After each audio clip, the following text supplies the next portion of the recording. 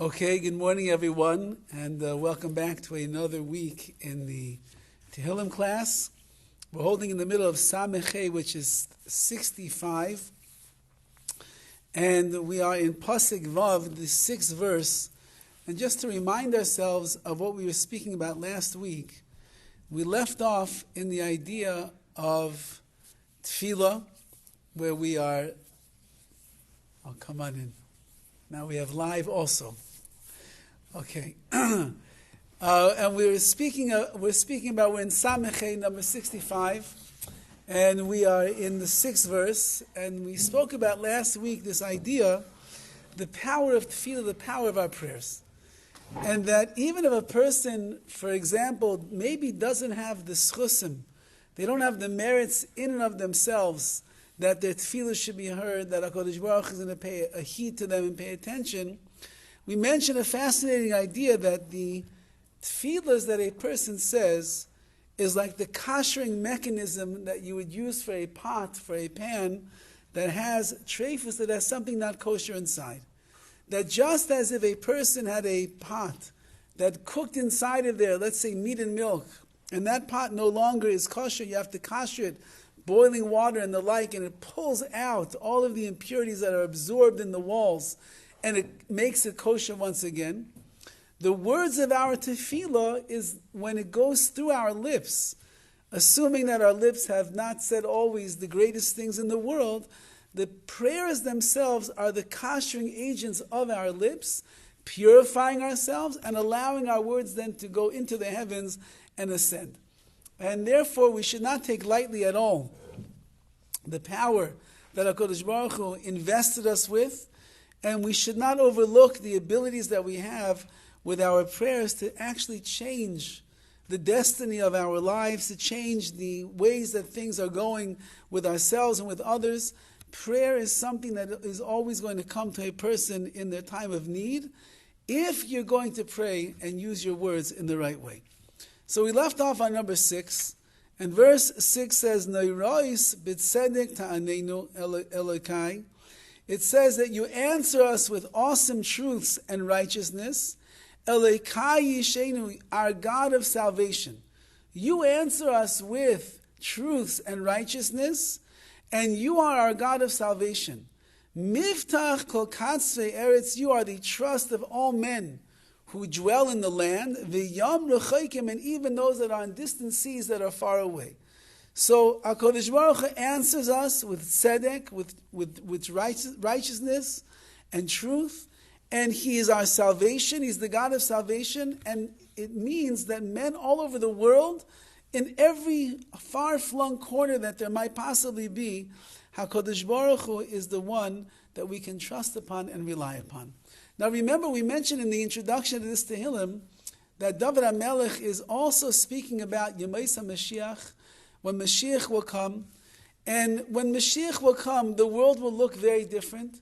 It will be a world in which every single person, man, woman, child, Jew, non-Jew alike, whoever is left at that time in history, they will all recognize HaKadosh Baruch Hu as being the supreme force of the universe, and they will know that HaKadosh Baruch Hu is the one that is running the world and guiding the world, and therefore everybody will come to rely upon Hashem, which is what we are waiting for.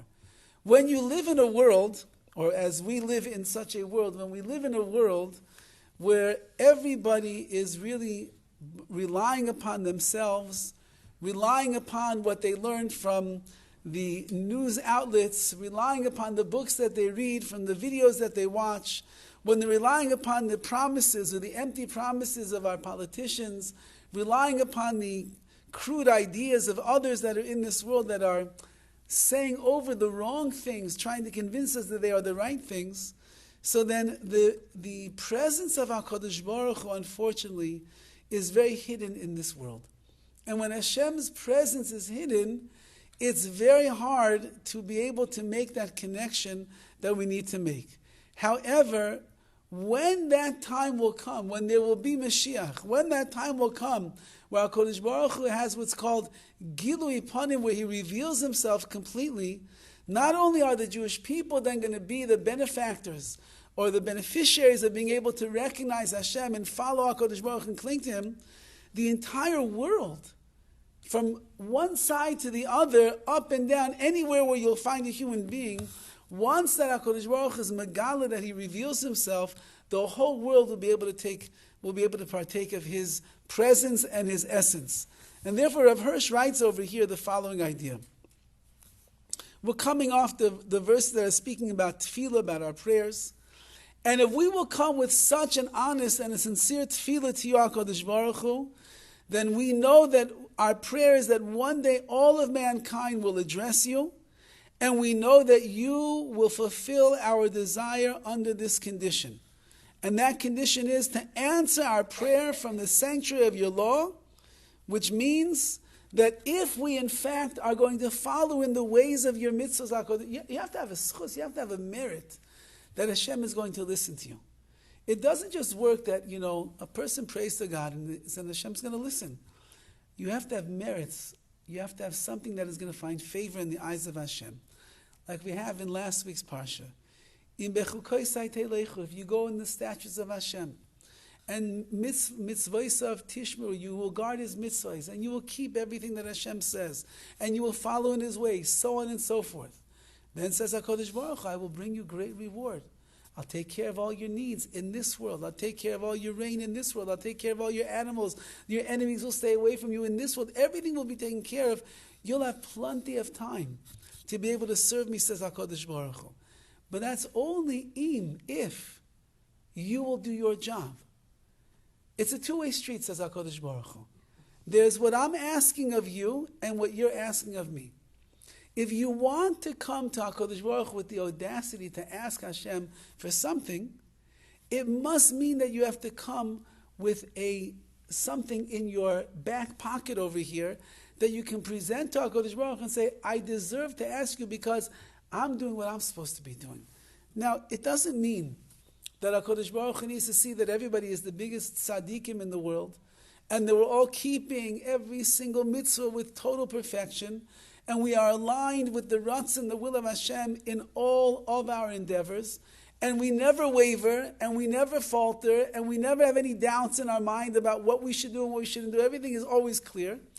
HaKadosh Baruch Hu understands who we are. He understands where we are. He understands what is the nature of each and every one of us, what we are capable of, what we are not capable of at this particular juncture in our life. The koicha is the inner potential that Hashem has given to each of us, where we could push and we could stretch ourselves to be able to do more than we are doing right now. And HaKadosh Baruch Hu, Dovid HaMelech is saying over here, that HaKadosh Baruch Hu, if we come to you with these prayers, where we are paying tribute to, we're recognizing you, we understand that you are the Elokei Yishenu, you are the God of our salvation. We don't put our salvation elsewhere in other things. We put our salvation, our trust in you, Hashem.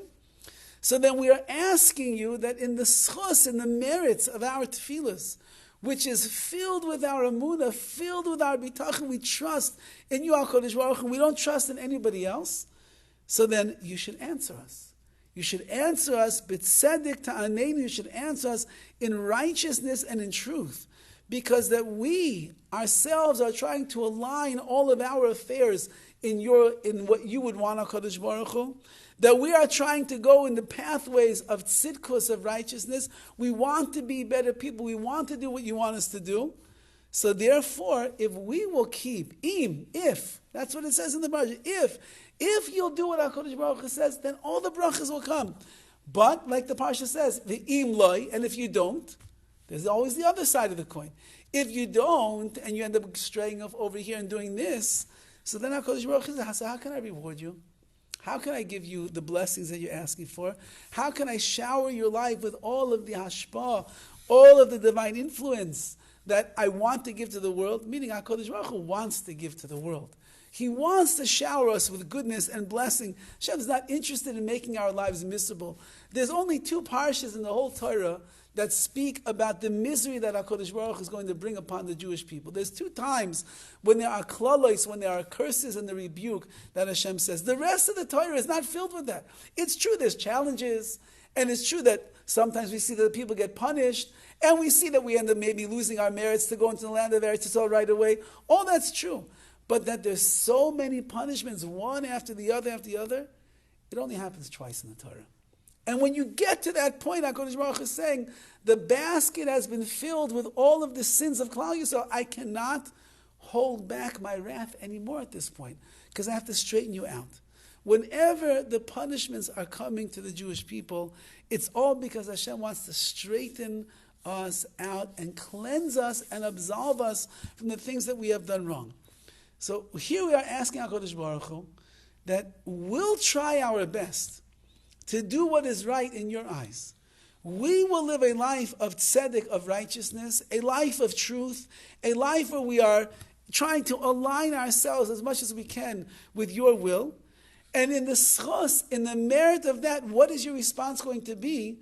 The response is going to be that you will be megala, you will reveal yourself, not just to us, but you need to reveal yourself to the world, because it's the world that is around us that is making our lives so difficult as a verified member of Klal Yisrael that is willing to serve you under all circumstances. Because that we live in a world where there's so much background noise, and there's so many people that are saying things that are against HaKadosh Baruch Hu and against His Torah, you think that it doesn't have an effect on us? You think that when you're driving in the car and you're listening to the news and you hear the way that they're presenting their picture of their understanding and their impression of what's going on in the world, you think that it doesn't have an effect on us? Of course it does. Just like Chazal tell us, if a person walks into a perfume store, even if they buy nothing, when they walk out, they smell very good. They have the fragrance of the perfume all over them. If a person walks into a tannery, which is known to be a very putrid smell, it has formaldehyde and all different chemicals, and it reeks in that place. Even if you don't lift a finger, you don't touch anything, you don't walk out with a hide on your shoulders, you will also have a stench about you, because you went into a place where it did not smell good, and it clings to the clothing, it clings to the person. Right? When we had COVID and the world was going crazy with everything, and we were told you have to wear gloves everywhere because everything has germs. Everything has germs. And when I would go to get gas in my car, my wife would not let me back into the house until I would show her that I was scrubbing my hands with all of the Purell and the sanitizers. And sometimes that wasn't good enough. I had to go and I had to wash my hands. And if that wasn't good enough, she felt maybe I did too much outside of the house, I had to change my clothes. Why? Because we were living in a time where everybody was frightened. There's germs everywhere. And if you catch the wrong germ, it will go on to you. You'll bring it into the house. You'll affect the entire family. And that was an invisible germ. Nobody could even see it. Infinitesimal amounts of the germ was there in the air. They said that you could fit, like, I remember what it was, in a teaspoon. Billions and billions and billions and billions of these germs of the coronavirus was in a teaspoon. So then when you live in a world where the world is making noise, the world is saying things, it's doing things to us, and it's telling, and we're going to think that is not going to have an effect on us at all. It's not going to change the way that we think, or the way that we look at the world, or we look at ourselves, or we look at Yiddishkeit. You know, with all the technology that is out there in the world, one of the things that we try to teach to the children, and this is what the message that they give over in the schools is, if you in fact allow yourself to watch these things that are really inappropriate for you, you have to know the power of imagery. You have to know the power of seeing things with your own eyes. The eyes, as Chazal tells us, the chalonos, they are the windows to the neshama. The Al-Shich, I believe, is the one who writes that the tselem Elokim, the godliness of a person, can be seen on his face. That means that, and the eyes, which are the outlet, it's the way that the neshama views this world and brings the world back in. The eyes are what is going to allow us to interact with our tselem Elokim. If your eyes see something in this world that is inappropriate, whether it is on the streets or even worse probably on that device that's in your hand or the screen that's in front of you. You have to know what that is doing to the Tzelem Elokim, to the godliness of the person. You have to know what it's doing inside the brain, inside your mind. The mind itself, it says that this is where the neshama is dwelling. It's resting somewhere over here on the mayach, on the head, on the brain. So when you take in these things, do you think it doesn't have an effect? Do you think it doesn't hurt? Do you think it doesn't disturb the serenity of the neshama that is only looking for kedusha and tahara and pure things and godliness? Of course it disturbs. And of course it creates friction inside of you. But worse, maybe worse than that is what we like to tell over to the young adults of this world. It skews your vision of what reality really is. When you go and you watch one of these ridiculous movies that are out there in the world today, that are dealing with relationships between men and women, and you're watching the love of Hollywood, and you're watching the lust of Hollywood, and you're watching the way they treat each other, the way they talk to each other, and the jealousy, all the different things that are going on over there. And then if Chalila v'chas, it's one of those movies that gets a little bit too provocative, it's destroying the way that you will think about what love between a man and a woman really is. It defiles it and it demeans it. And when you see it, it's so powerful, you can't take it out of your brain. You can't. Like the famous story that I've told many times in these classes, and that is the Rosh Hashiva in Eretz Yisrael that was a Baal Tshuva, and he'd been frum for, 25, 30 years. I think I know who the person is, massive Talmid Chacham, Torah scholar, running a yeshiva, being mechazik people, elevating people, a genius, genius, the way that he understands Talmud and Hashkafa and everything. And he was once standing by a bus stop in Yerushalayim, and anybody that knows how it works in Jerusalem, that usually there's many stores behind the bus stops, and in those stores there's very often speakers that are facing out towards the store, playing their music, trying to attract attention that people will come in to their store. So this Rosh Hashiva is standing by the bus stop, and there's a store behind him playing its music. It's old classic rock from the 1960s. And the Rosh Hashiva is waiting for the bus, and he's standing there, not really paying attention to the fact that there's classic rock and roll behind him. And the next thing he sees, his foot is tapping along with the beat of that song that he remembers from his golden eras of the 60s when he was just some hippie in America. And he panics. How could it be? I'm frum for so many years and my foot is tapping along with this old beat from so many years ago? How could it be? He jumps on the bus and instead of going where he was supposed to go, he takes a bus and he goes to Mattersdorf, which was the home and the residence of the great tzaddik, the Gadol Hador at that time, one of the Gadol Hador of Scheinberg, Zecher Tzaddik Livracha, the one who wore all the tzitzis, tefillin all day long. And he comes to Rav Scheinberg and he says, Rabbi, what am I going to do? I thought I'm a Rosh Hashiva. I thought that I'm 30 years already not in this world. And I'm tapping my foot to the music. What am I going to do? So Rav Scheinberg told him the famous story. And that story is that when he was a young boy, he was known as Lefty Scheinberg. He used to play stickball on the street all the time, and he was an avid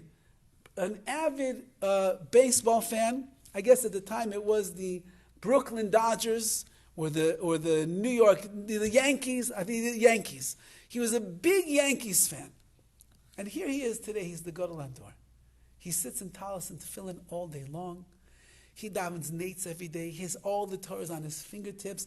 In the world of the revealed Torah and the Nister and the Kabbalah, he was a giant. In Mister, he was a giant. So he said that years ago, he went to America on a fundraising trip, and he was staying in somebody's house while he was there. And as he's walking down the hall, he glances at the coffee table, and the Daily Times is on the table, and it says on the top, Yankees lose the pennant, which means they lost the World Series game. And he said, I went, Rav Scheinberg. He went, And he said he was in shock with himself. But he said he learned a very valuable lesson. You can take your head out of the baseball, but you cannot take the baseball out of your head. Years later, and this incident upset Rav Scheinberg. He thought that he advanced more than that. So he worked and he worked and he worked to get it out of his head. Years later, he was back in America on a fundraising trip. He was in a house. He walks past the coffee table. He sees a thing. Yankees win the pennant. And he didn't even get excited. And he was so excited that he didn't get excited that when he went back to Eretz Yisrael, he made a kiddush in honor of the fact that he'd worked baseball out of his head so much that it didn't bother him, it didn't mean anything to him anymore. So we live in a world where there is so much imagery and there's so much noise and we're being bombarded all day long. The more that we expose ourselves to it, the more it goes in. And then you can try to take your head out of it. You come to shul and you want to daven. So you take your head out of all the things that you were watching on Friday or Thursday. Then you come to shul on Shabbos, but you can't take it out of your head. Then you're sitting there, davening is beautiful, and your mind is out the windows, someplace else. My parents used to come for Rosh Hashanah when we lived in Yeshiva Lane in Baltimore, and my father used to tell me the first day of Rosh Hashanah was very hard because he was coming out of LA, coming from work, coming from business, coming from everything. It took him 24 hours just to calm his head down. The second day of Rosh Hashanah was always the best because his mind was clear. You can take your head out of the baseball, but you cannot take the baseball out of your head. Says Dovid HaMelech over here, HaKadosh Baruch Hu, we'll try our best. We're going to go in the ways that you're asking us to go in. We're going to try to do what you want us to do.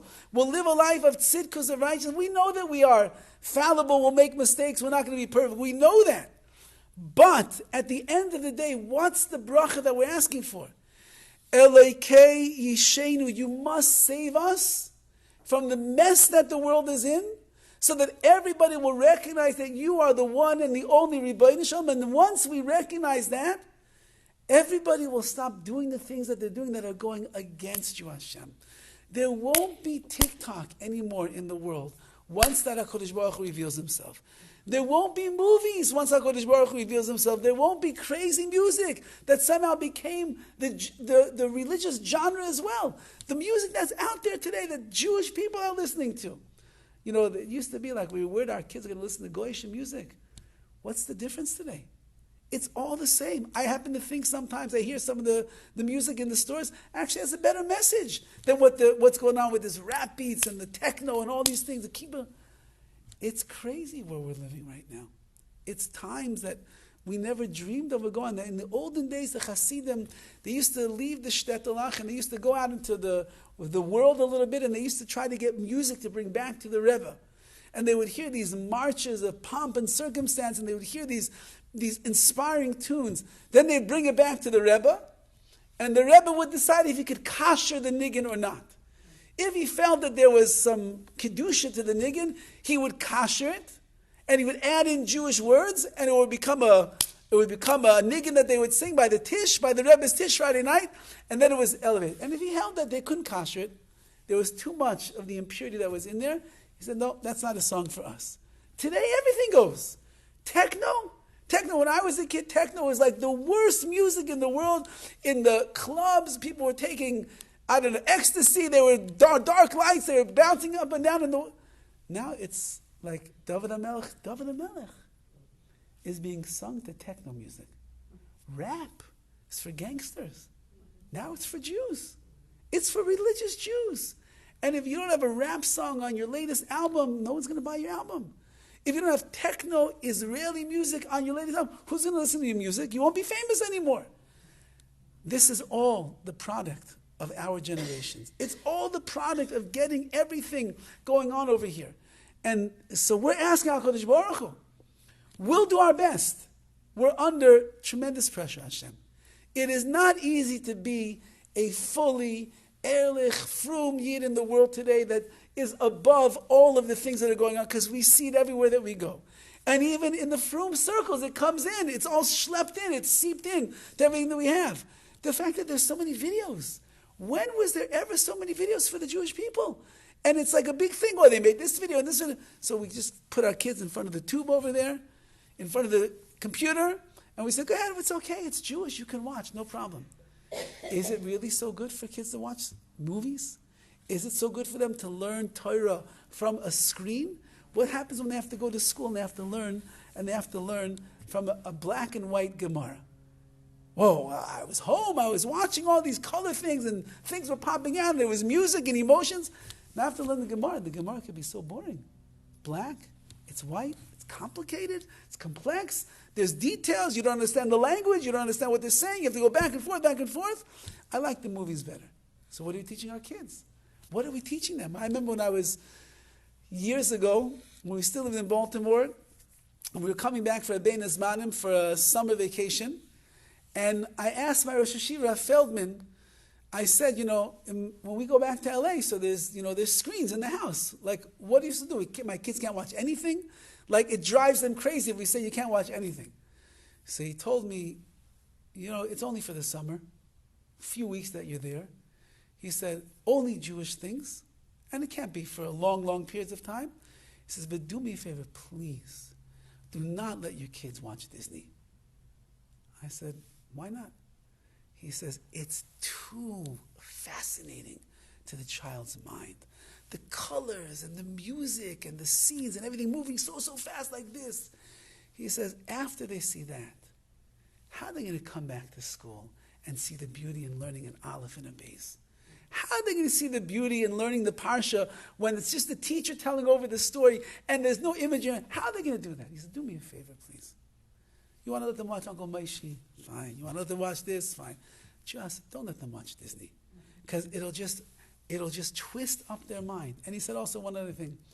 If you're going to do you want them to have learning things on the computer, he said, don't let them learn how to read off the computer. He says, because if on the computer, the flashing colors and the flashing images and there's sounds and there's noise, A, B, C, all the different things, what happens when they go back to school? And it's just a book. It's so boring. And they can't look at school as being boring. Okay, this is ancient days, everything is on, even in the schools now. I don't understand this. Even in the schools, they have screens. They're teaching our children Gemara on the screen. They're teaching our children the Chumash on the screen. They're bringing in videos over here, music over here. I don't know. This is a different world that we're living in. We didn't see this 20 years ago, but that's all the pressure of the world that is seeping in. Because if you know that majority of the frum kids are anyway on screens, anyway they're watching stuff, anyway they're exposed to this stuff, we have to capture them in the classroom. So if the Rebbe's not exciting enough by himself, even if he's the greatest storyteller in the world, he's not exciting enough. They need screen time in school. Does that make any sense? No, but that's what is going on in the world today, and that's what our kids are having, because that's what's considered normal, because that's what the world is saying. So we're davening to HaKadosh Baruch Hu, Ribono Shel Olam. It's a good thing there's not so many people here, otherwise I'll probably get myself in big trouble for saying such things. But Lamaisa, HaKadosh Baruch Hu is telling, Dovid HaMelech is saying, Ribono Shel Olam, we'll try our best. But part of the problem is that we can't succeed is because we live in a crazy world. And they're building up the pressure every single day, all the time. So you be our Yoshia, you be our salvation. And you make it that you reveal yourself in such a way that every human being in this world will come to trust in you. Everybody will realize that the world revolves around you. Not that we want you to revolve around us, HaKadosh Baruch Hu. We want the world to revolve around ourselves. And once that we begin to look at it, and once you do that, Hashem, so then all of mankind will recognize that you, in fact, are the God of salvation. And the way that you want the world to run is b'tzedek, with righteousness. And therefore, everybody will try to come under that umbrella of tzedek, of righteousness, and serve you in the way that you would like us to serve you. And this he says over here, it says in the pasuk, it says, Kol katzvei eretz, to all the ends of the earth, v'yam rechokim, and all the far-off seas. So he says, what's this? It's like a double line, all the ends of the earth, all the far-off seas. How many people we're talking about over here? Says Rav Hirsch that Yam Rechoikim, the far off seas. So he says there's like a new world, and there is an old world. And he says that the ends of the earth are enumerated over here to emphasize that there's only one God, and there's one right, and there's one sacred way that a person should end up living their life. And that's that every man on earth, every man, woman, child on earth, no matter what your background, your religion, your race, your creed, everybody should be living a life where we recognize that HaKadosh Baruch Hu, you are the one, you are the master of the universe. You are the one that we are supposed to be subservient to. And he writes over here that it doesn't matter, the difference is all of mankind forms one single whole in accordance with its moral destiny and the salvation that can be attained if this destiny is fulfilled. The world is supposed to function in complete symmetry. The world is supposed to run perfectly. We're not supposed to see wars. We're not supposed to see tornadoes. We're not supposed to see the ozone layer falling apart and the climate control. We're not supposed to see all these things. There shouldn't be people poor that are in the streets sleeping in tents. Thousands and thousands and thousands of people sleeping in tents with their children having no place to go. We're not supposed to see that. We're not supposed to see sickness. There shouldn't be wildness. There shouldn't be violence. There shouldn't be people walking into schools and malls killing people. We shouldn't see such things. But that's when you live in a world that's out of sorts. When you live in a world where no one is unified, where nobody is working together because we're not under the umbrella of HaKadosh Baruch Hu, then you have a world that's literally out of control.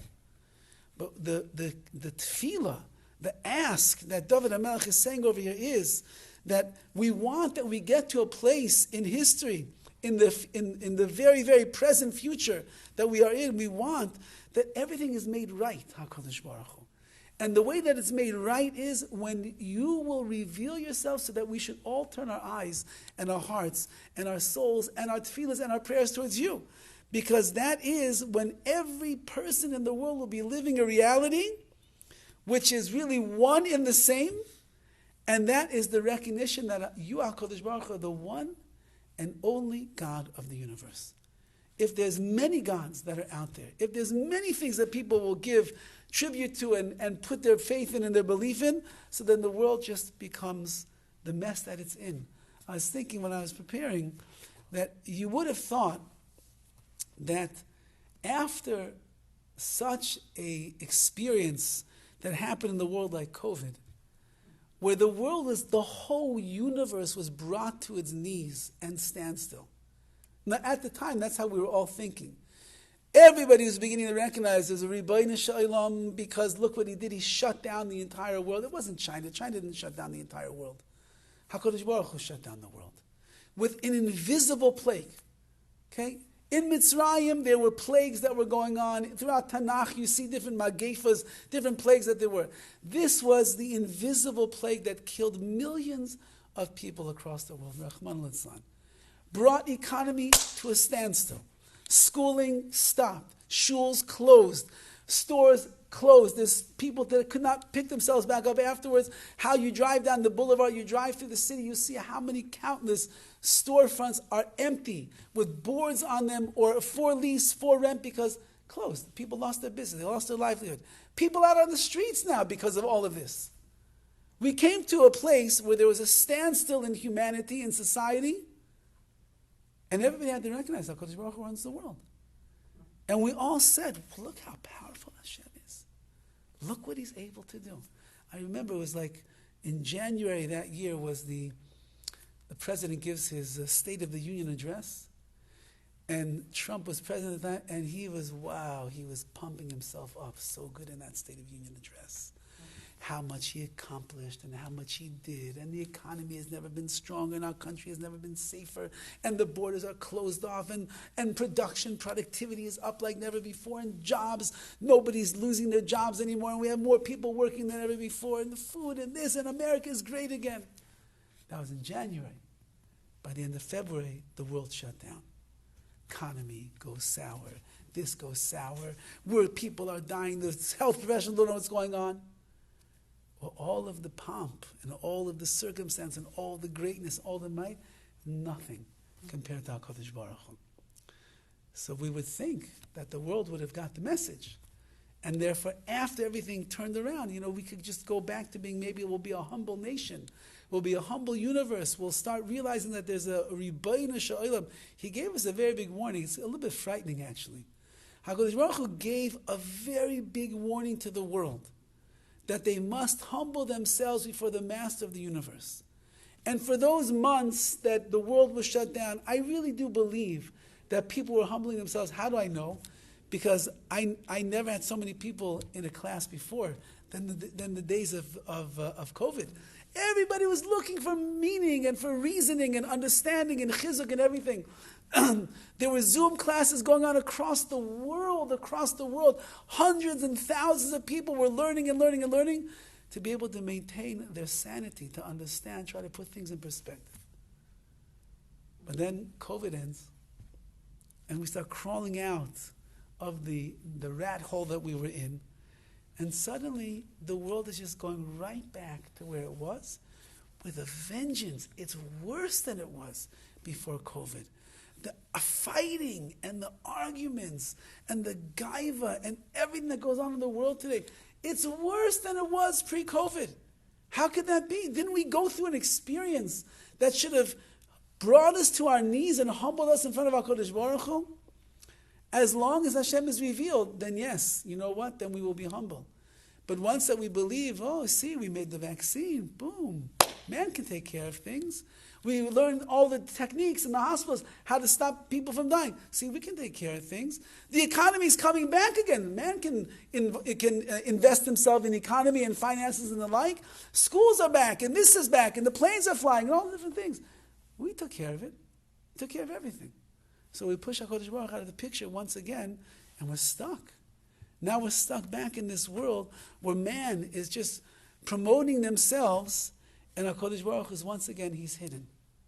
And Dovid HaMelech is asking over here, HaKadosh Baruch Hu, as long as we live in such a world where the Rabbi Shalom is hidden as he could be, and man thinks that he's responsible for his destiny and making things the way that it is, then nobody is really under the same umbrella, and we're not on the same page. And therefore you'll see fighting in this country, in that country over there, in Eretz Israel, in China, in Iran. In Iran, they're killing people because they say something bad about the government. They just lynch him and they kill him. Rahman al-Islam. What kind of a way is that to live? In Eretz Israel, anybody who watched even just saw one picture, protest, people with such hatred in their minds can't stand each other. What's going on? This is Klal Yisrael. These brothers and sisters, it's not the way they treat each other. In China, in Taiwan, in Korea, in all the different places, third world countries, it's wild what is going on right now. But that's because man, once again, thinks that we're the pinnacle of creation. We forget there's a Rabbi Shalom. So we're asking, in this tefillah over here, in this Tehillim, that HaKadosh Baruch Hu, you got to make a nace for us. You have to make a miracle. And the miracle that we're asking for is, reveal yourself in such a way, with the coming of Mashiach Tzidkenu, that the world reaches a place of perfection and truth.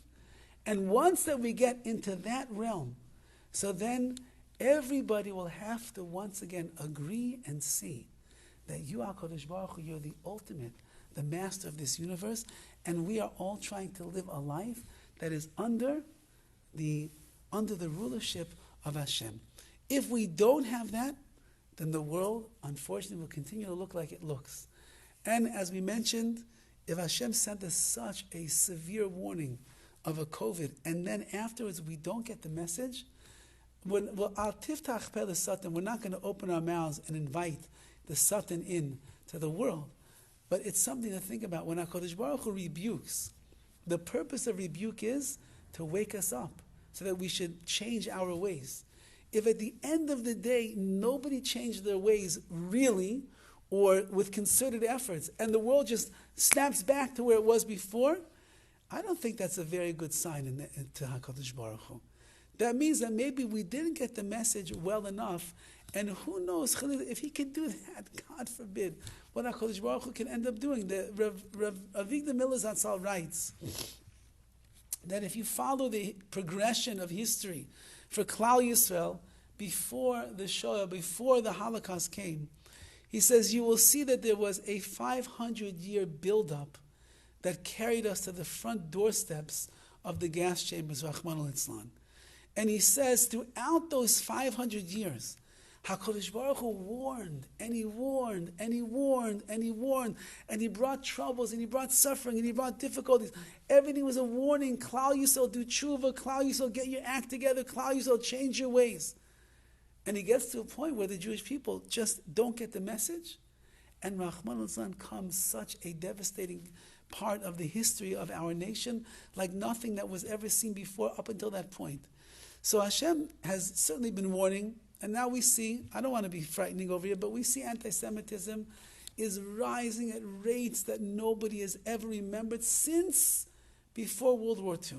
That's the truth. If you follow history right now, anti-Semitism, the numbers, because the world can track the numbers better now than they ever did before, the numbers, the percentage of anti-Semitic acts and violence and remarks and the things on the internet. My wife said that she wanted to run a test of just how one-sided the news is.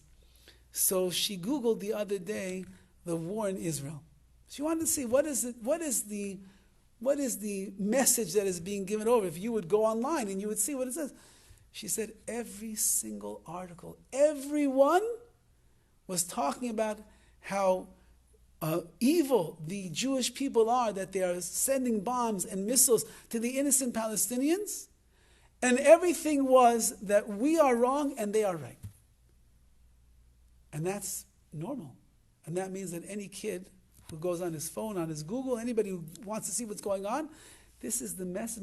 Somebody told me that in the secular news, they're not even covering it. It's like not even there. They didn't even know that there's missiles flying, except that there's somebody sent them a link to a Jewish thing, and so they're able to see it over there. Does that make any sense? Makes no sense.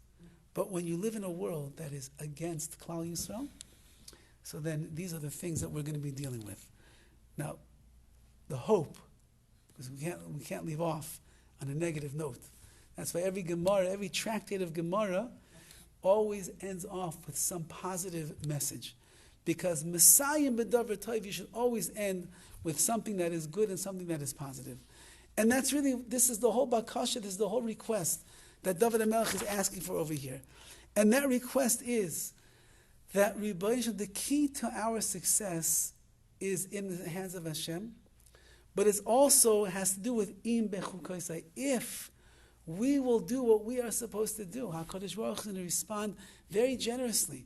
The brachas that HaKadosh Baruch Hu wants to bring to this world, they're like right there by the doorstep. He's waiting to bring it all in. We just have to open up and unlock the door in order that they can all stream in to be able to come to our lives, to our world. And that is that if Klal Yisrael, in fact, will do what HaKadosh Baruch Hu wants us to do, and we will begin to band together as a nation. I know it's a hard thing to imagine right now, but we have to think of it in terms of that which is likely for us to band together as, which means, let's say that the frum people in the world are the only ones who know this secret. We're the only ones who know that Klal Yisrael has to band together as one to be united. Let's just say that we're the only ones.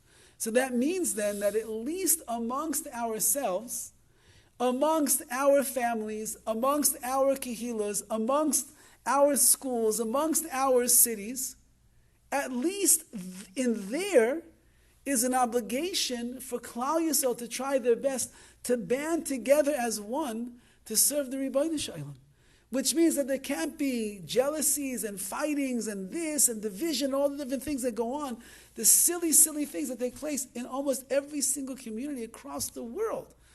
You know, when you hear about like a community that doesn't have any sinas chinam. There's like no hatred. Every Rav loves the other Rav, and every shul loves the other shul, and every person loves their neighbor, and everybody gets along, and in the schools it's always peaceful and happy, and the kids. If you'll ever find such a place like that, then you're probably reading, what is it? Utopian, what is it? George Orwell's Utopian Society. You're probably reading some fiction book because it's not true. It doesn't exist in the world of reality. But HaKadosh Baruch Hu, that's what he wants. And he wants that people begin making the efforts to cling together as one nation. Again, we're not ready to be together with the nations of the world. We're not ready perhaps to be together with the Jews that are really on the fringe, that don't understand what we're talking about over here. One day, Be'ez Hashem will get there. And that's the world of Kiruv. Anybody that goes out there to be Makar of another Jew, that is what he's thinking. He's thinking to himself, I want to bring this person under the umbrella of Yadus, of Yiddishkeit of Hashem. I'll leave you all with a story that just was revealed to me yesterday, because I think that it's along the lines of this. And I'm not saying over the story to make myself look good. I just think that I think it's an amazing thing. There's a chasana tonight.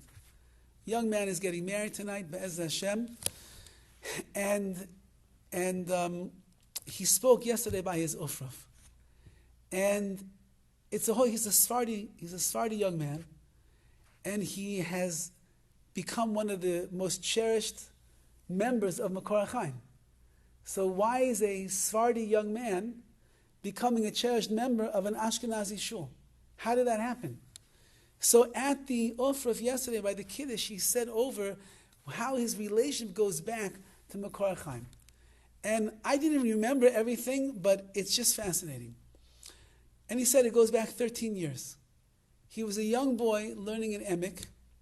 So he was probably, and at that point, he was probably, 7th grade, 8th grade maybe. He was in Emek, and it was Rosh Chodesh Sivan, which is about 6 days before Shavuos. And I remember the story now. Rabbi Shifman, who is the principal of Emek, called me up and he said, why don't you come Rosh Chodesh to the school? And you'll speak after davening, you give the boys some chizuk about Shavuos coming up. And I'm sure you're having all-night learning at your shul. A lot of the boys live in the Tarzan and Encino area. You can promote your learning program for the night of Shavuos.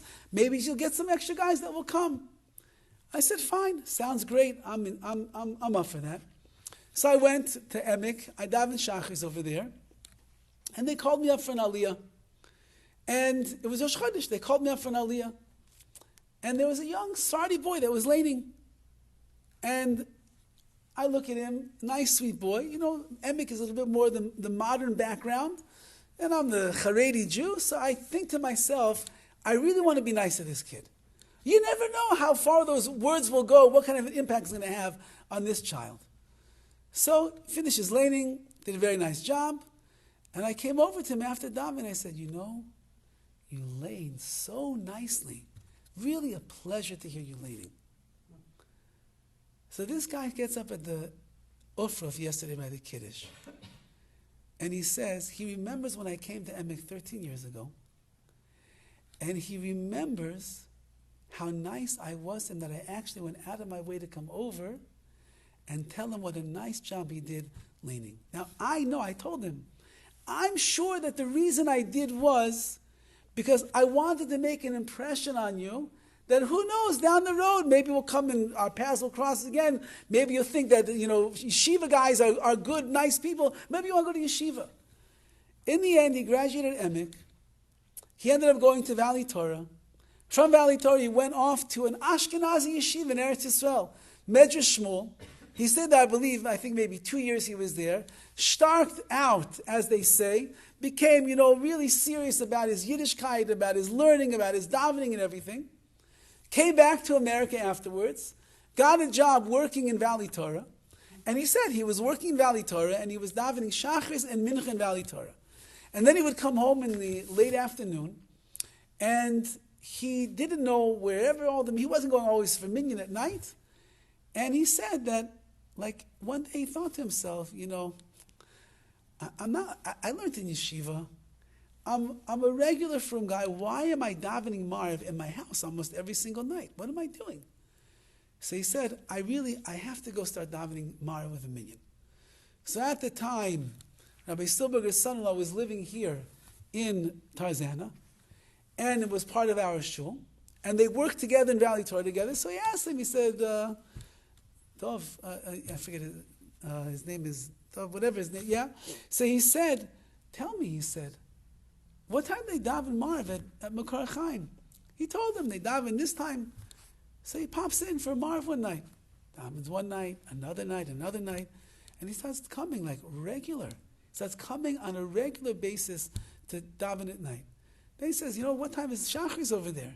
And he starts coming to Shachris. Svardish kid comes to Shachris, the Ashkenazim. And then he said COVID hit, and everything got shut down.